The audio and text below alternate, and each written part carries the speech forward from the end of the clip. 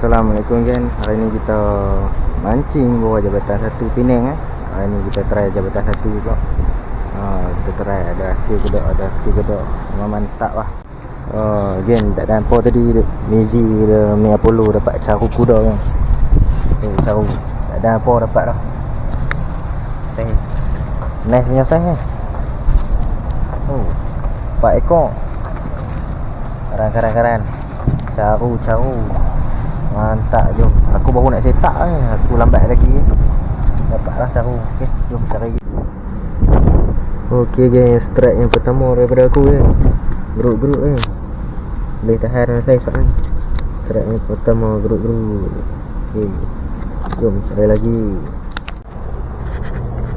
Strike yang kedua bolos kan, bolos,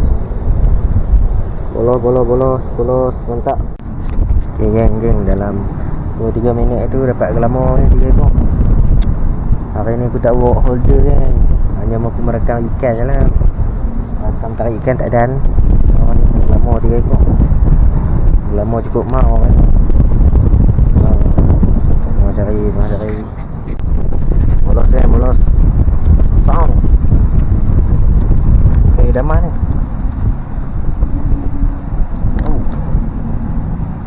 Dah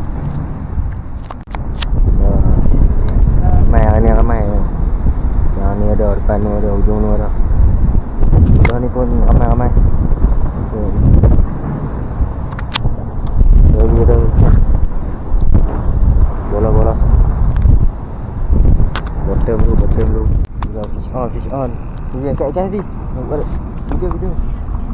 Angkatlah mic rekam. Dia. Besar lah. Pegang. Nak lah. Duk main ML ni,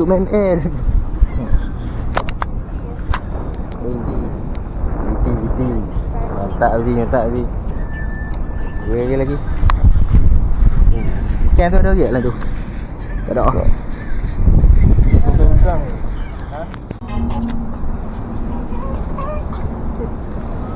Gila.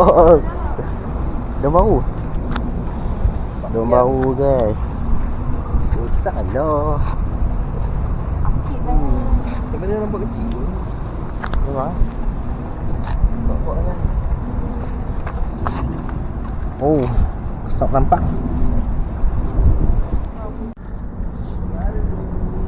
Daun baru. Daun baru. Mantap lah. Okay guys, sekarang dah jam pukul 5 petang dan hasil bolos banyak lah ni. Bolos karan saya kok bolos. Okay, try cari lagi strike. Okay geng, lo ni pukul 6.17. Dia gelamo nak ada ni banyak. Gelamo saja. Tester gelamo. Lagi update lah. Okey kan, selamat salam maghrib kan. Dah senja. So tu je lah video kita takat ni. Sat kita payung hasil. Tengok kat sini dulu. Banyak ikan tak betik lagi. Tengok hasil dah sini dulu. Tu dia hasil. Tu lerok. Ni tak bubuh lagi dalam tu. Dia hari ni bolos. Ni hasil luak tung. Dalam tung ada lagi.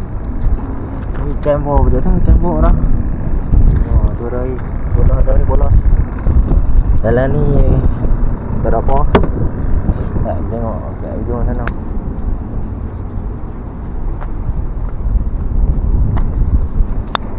Tengok lantung ikan karan tu. Ya, hasil dalam lantung pula.